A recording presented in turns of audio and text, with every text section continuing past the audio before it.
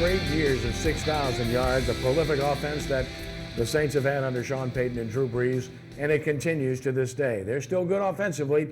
Ken Trahan, sportsNOLAtv, and we saw that good offense on the field against Jacksonville Sunday in the Mercedes-Benz Superdome as the Saints took care of the Jaguars 38-27. Drew Brees, boy, I'd hate to see him healthy, right? Just terrific again. 412 yards, 3 touchdowns, and again, no turnovers for Brees as he continues that streak. Jim Hightower, what a wonderful guy and a wonderful story he is. Played wonderfully in this game. I used the word wonderful several times there, and it applies in each instance. Blake Bortles, he's good. Very good future. Been saying that. He's one of the really good young guns in this league, and he showed that, particularly in the second half when he finally figured out that you might want to throw to the other side as compared to where Delvin Breaux was. Not mentioning who was on the other side, but you already know that. Brian, obviously this was a good performance by the Saints, and you have to give them credit. But as I said before the game, and we said here last week, any team that's coached by Sean Payton and has Drew Brees as a quarterback is going to play hard and compete hard regardless of the circumstance, and that's exactly what happened. Yeah, you know, when you said it, you hit the nail on the head, Kenny, when you talk about what Drew Brees accomplished with really no practice last week, playing with a bum right foot, and you can only imagine if he had been 100% healthy what these numbers could have been. But you're absolutely right, Kenny. When Drew Brees takes the field, he is a true warrior in the sense of a football warrior. He goes out and plays to win, and that is a contagious feeling. And Ricky, you know that because you play with a lot of players like that. Yeah, I mean, Drew Brees is a Hall of Fame, a future Hall of Famer, and we know that. But, you take your hat off to the Saints for the way they played yesterday, but they didn't play a great team. No. I mean, looking at the defense, what Jacksonville put out there, I mean, you can see they one of the lowest team in the NFL. They wasn't that good. I agree, and we do ballyhoo the offense, the Saints offense, and it's a classic offense. It's prolific, but the Saints defense has numbers, Kenny, that are just mind-boggling when you think of they've allowed 43 touchdown passes, which is a pro football record. 8 quarterbacks have thrown for at least 3 touchdown passes against the Saints this year. Blake Bortles is a good quarterback. We would agree with that, but boy, you throw 4. They need to fix it. They need to fix it. What impressed me the most yesterday was the receiving. I mean, I really liked the way the receivers played yesterday, and I hope that they continue, to get better. And if they get a number 1, they got a good number 2, they got a good number 3, and I think they got a good number 4. So if they can go out and get them a good number 1 receiver and another good passing tight end, they'll be right back where they was. Because the offensive line blocked great yesterday. Yeah. If you are looking for a winning formula for the New Orleans Saints, we might just have that for you based upon what they've been able to accomplish in these types of situations. 100 rushing yards, 400 total yards in a game, and this is what happens. When you run the ball effectively, you win. 4 times 100 yards or more this year, and over 400 yards total, and they're 4-0. And when they don't accomplish this, they are 2-9. Tells you what you need to know. Ricky, it's still important to run the football effectively in the NFL. And I think more and more the running game is becoming in vogue in the NFL. Well, I mean, but you seen last night, you get Adrian Peterson, them guys who can run the ball can win football games. Because now you build a 2-dimension team. And when the Saints can run the ball, you just got to depend on Drew Brees. Guys lay their ears back and they just come and they know where he's going to be at, and they know that you got to pass the ball. But now they get a good young running back who stepped in, and he playing great football.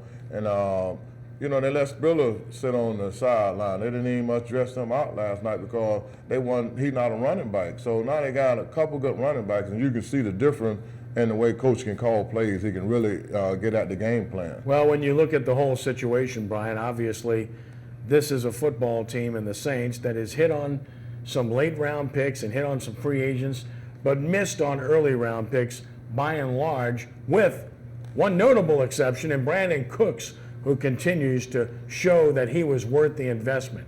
Very good, fast, quick, catches the ball, makes plays in space, makes plays down the field. Brandon Cooks, another outstanding effort for the New Orleans Saints.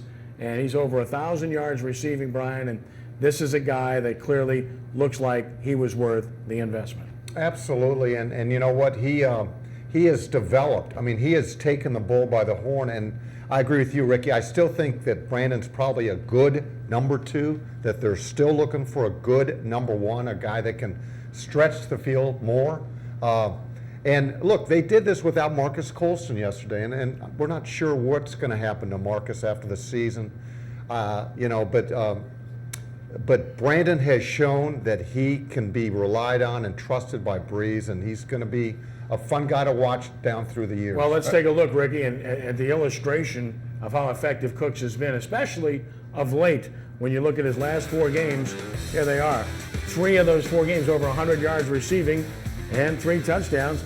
And he only in 1 game of 100 yards or more in his career prior to this run, Ricky. So this kid's coming of age. He's figured it out. He's on the same page as Breeze. They even got on the ball running the ball yesterday. So clearly, he's comfortable. He's a focal point of this offense. Yeah, and I mean, and it got Snead. So Snead do a lot of the little dirty work and open things up for him, because all the little Snead more like Eric Martin used to be. I mean, he just get all the little dirty work, so that opened the home run ball up for Cook. So I like the combination of them 2 guys. They can get them another receiver that can run about a 4.4, 4.3, and be a number 1 receiver. I think they'll be a great tandem for receiving. Yeah, I think they need one more receiving threat. I'm not sold on Brandon Coleman at this point. Marcus Colston obviously may have played his last home game as a Saint. Willie Snead's an awesome story.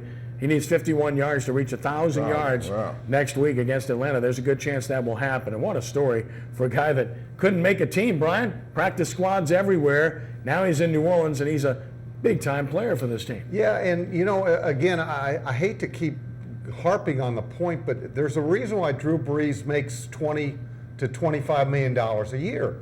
He makes everybody better around him, okay?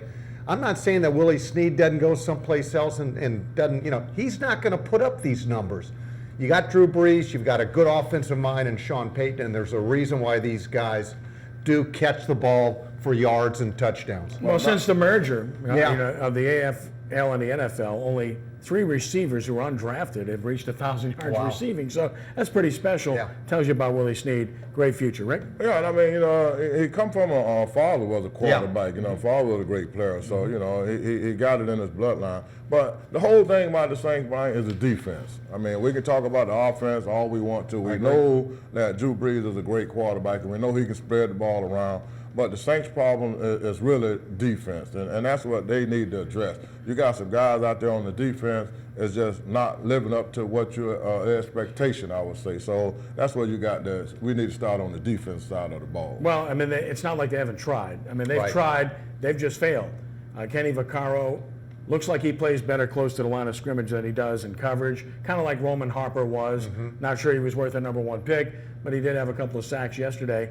And then you got Jarris Byrd, who clearly isn't the guy they hoped he would be. Brandon Browner nowhere near. So they've tried, and then they drafted Stanley Jean-Baptiste, and he was a bust. So they've tried very hard to address their defense and get people out there that can play. They just haven't made good investments.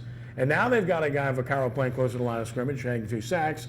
But what about Kikaha? It looks like he's had a different role under Dennis Allen than he did under Rob Ryan, and he's not been as effective here under Allen in the latter stages of the season. Well, he's a guy need to be going forward too. You know, I agree, but he's not doing that as much. So he was in coverage, if you noticed. And he don't have that kind of speed. You know, he don't have the foot speed to be out there trying to cover those little speedy bikes. But I think that he's a guy that needs to be on the outside going forward, and he can make plays. But I think by him having the high ankle sprain, I think they kind of sat him back for about 3 weeks, but I think now it looked like he's starting to run a lot better. Yeah, when he was working under Ryan, he was an outside pass rusher. He was upright, and he was coming after him, and that we don't see that. I mean, he was almost up for defensive rookie of the year and all that. I mean, he had like 4 sacks, and he was doing great, you know, and get a chance to learn the system, but after he got hurt, he hasn't been the same. Yeah, Delvin Breaux was terrific in this game, continues to be a great story. Another undrafted guy who continues to perform well. And if you get Keenan Lewis back healthy, you can only pray about Damian Swann at this point and hope that he can come back and play. Well, then maybe you'll be in decent shape at that position. But that's a lot of ifs and a lot of health issues that you have to deal with, much like Ellerby and linebacker, who did not play again in this game. So the frustration continues there. And then again, kudos because we don't know if we'll see them again in the Saints uniform at home, to Marcus Colston, also to Jari Evans. We'll see about Jari. He could be back, but certainly Zach Strief is the other guy that comes to mind. But even Thomas Morstead, I think that would come to mind too, that might not be back next year. If they're not, I think I speak for all three of these guys. Kudos. Fantastic job. Deeply appreciated. We'll take a time out here. When we return, we'll talk about the NFL. But we want to remind you that today's Sports NOLA show is brought to you by Premier Nissan of Metairie, 6636 Veterans Boulevard, the #1 volume Nissan dealer in Louisiana. Premier Nissan open till 9. Call them at 455-5800 or visit premiernissan.net. Back to talk NFL in a moment.